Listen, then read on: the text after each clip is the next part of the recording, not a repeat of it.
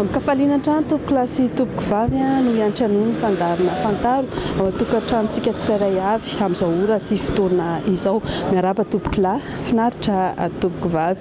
Efa nisy ny fanadihadiana izay narahintsika teto amin'ny fandaharana saingy noho ny fitiavantsika izany fanadihadiana izany dia maro indrindra ireo mpianatra no nangataka ny hamerenana izany fanadihadiana izany. Tsy teny aminao izay hoe inona ary ilay izy fa andao raha finaritra ny fanadihadiana miaraka amin'ny ekipa rehetra.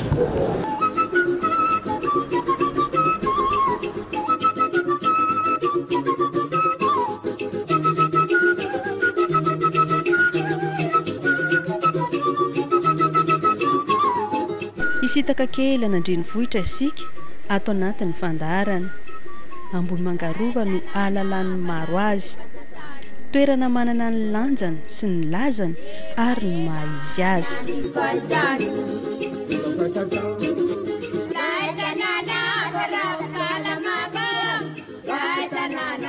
Raika amby 20 kilometatra miala an'Antananarivo renivohitra no misy an'Ambohimanga.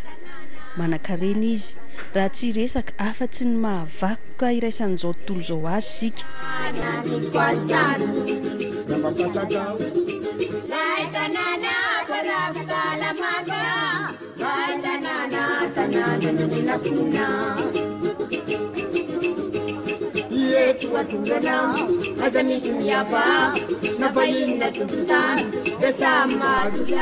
Tanam-piandohany dia nanana ny anarany manokana Ambohimanga, saingy noho ny fiovaovana nisy dia niova izany taty aoriana. Tena nanana anarana anankiroa zany mialohany nitsona anazy hoe Ambohimanga ity. Ny voalohany indrindra tamin'izany dia natao hoe Tsimadilo, dia ny taorian'izay dia natao hoe Ambohitrakanga. Ny Ambohimanga moa zany dia noho izy rakotr'ala tanteraka, ka rehefa tazanina avy lavitra zany dia manompo manga, dia izay zany hoe vohitra manga.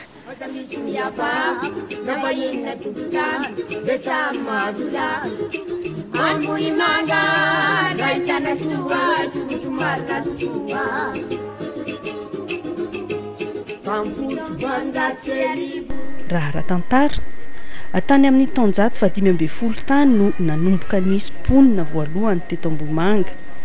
Fa anisany mampalaza an'Ambohimanga ihany koa izay ahalalan'ny maro azy ny mahafinenan'ny mpanjaka azy fahiny, izany hoe tamin'ny andro ny fahampanjaka.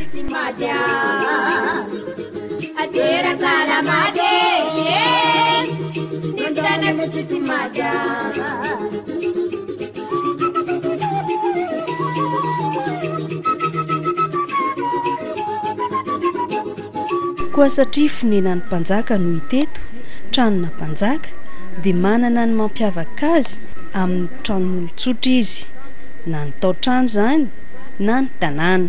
Raha mikasika ny foto-drafitrasa indray zany aloha dia azontsika atao hoe akora manokana mihitsy, ary anisany nahafantarana zany ny fahaiza-manao ny malagasy, satria raha ny foto-drafitrasa hitantsika ankehitriny zany dia afa naharitra taonjato 5, zany hoe 5 siècle zany. Dikan'izay zany raha matoantsika mbola mahita azy amin'izao fotoana izao dia nisy fahaiza-manao zany eo amin'ny fampiasana ny akora mba hampatezana azy ohatran'izay.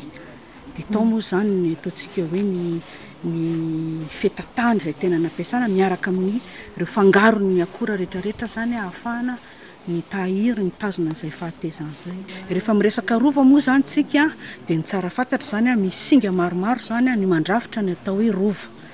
Dia voalohany indrindra aloha zany ilay kianja lehibe toerana zany fikabarian'ny mpanjaka ary famorian'ny vahoaka amin'ny lanonana rehetra zany izay nisy tamin'ny fotoan'androny. Dia eto amin'ny kianja zany mizara misy ny toerana hipetrahan'ny vahoaka, misy toerana kosa zany hitoeran'ny mpanjaka zany. Nalaina teo Ambohimanga, niompy nandrenakony, nakarina teny Anjova, Ambohimanga maminay, zokoko madakizay, anatoroba ny findratanay, Ambohimanga maminay, zokoko madakizay, anatoroba ny findratanay.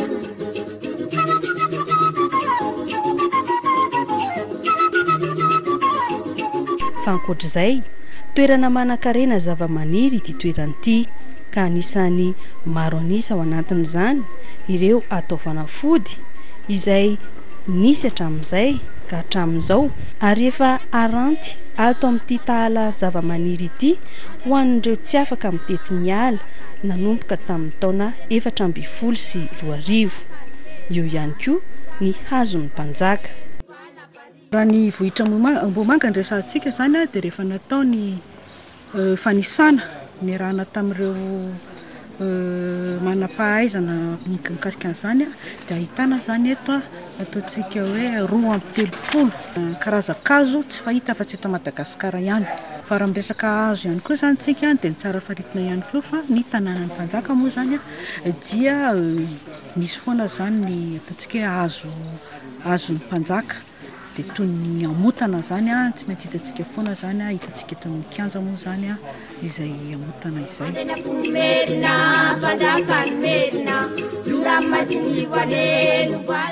Raha itentsika ny filatron Madagasikara ici na ny zahana dia efa nampiasaina tamin'ny andron'ny fahampanjaka zany amin'ny resaka famorana ireo zanak'andriana.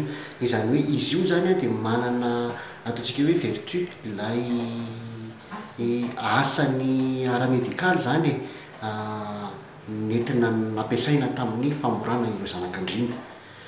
Dia hita ihany koa ny dingadingana. Ny dingadingana izay fahitatsika eny rehetra eny fampiasantsika rehefa sendra misy fery isika, dia iny zany no manamaina aingana ireo karazana fery misy amin'ny vatana.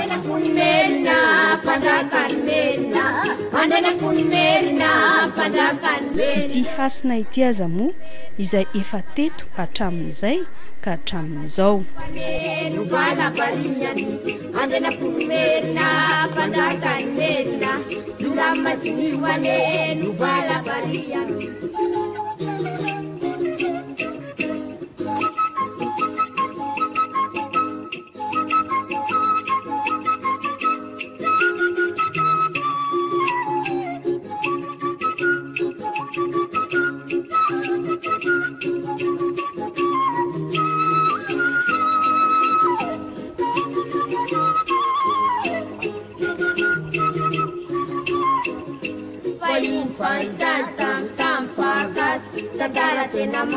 Fa amafiny enan'ny mpanjaka ny ety amin'ny rova ahitana vavahady 400 vao tonga ato an-tanàna.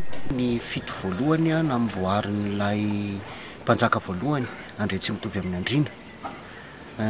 Ny fito faharoa dia nanamafisan'ny mpanjaka Andrianampomerina azy. Dia ireo karazana vavahady ireo zany misy karazany.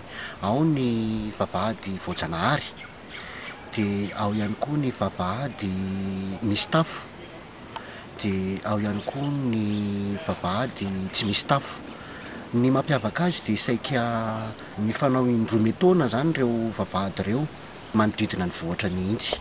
Ny vavahady amin'ny mahavavahady azy dia lalana ahafahana miditra ny vohatra zany, dia natao ihany koa izy io ho fiarovana, satria rehefa miresaka vavahady isika dia tsy maintsy misy ny ady.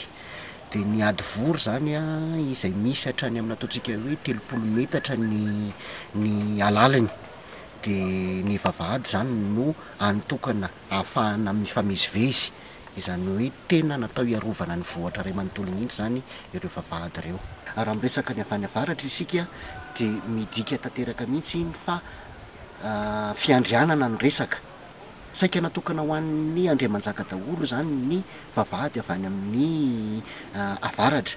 Raha miresaka ny aty andrefana indray isika na avaratra andrefana ohatra, dia io zany ilay natokana ifamezivezena fotsiny raha sendra misy fahafatesana eo amin'ny vohatra. Ny ankoatran'ireo moa zany ny atsinanana sy ny atsimo ireo ilay ifamezivezen'ny olona amin'ny andavanandrom-piainany.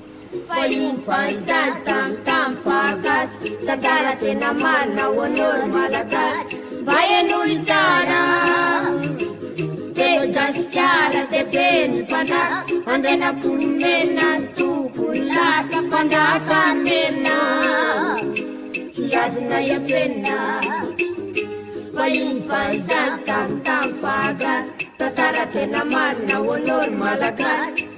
Nanomboka tamin'ny taona 1700 mpanjaka 4 no nifandimby nanjaka sy no nateto Ambohimanga ka hatramin'ny taona 470 sy 700. Fotoana izay namindrana nandrenam-ponimerina mpanjaka nanjaka tany Antananarivo renivohitra.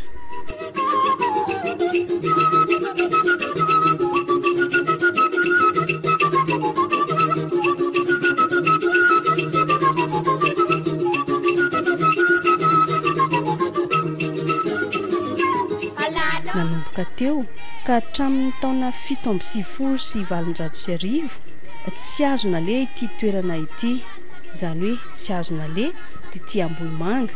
Fotoana izay nanimba azimban'ireo mpanjanaka ny rova ka namindrany ireo taolam-balon'ny mpanjaka teto an-toerana tany amin'ny rovana Antananarivo.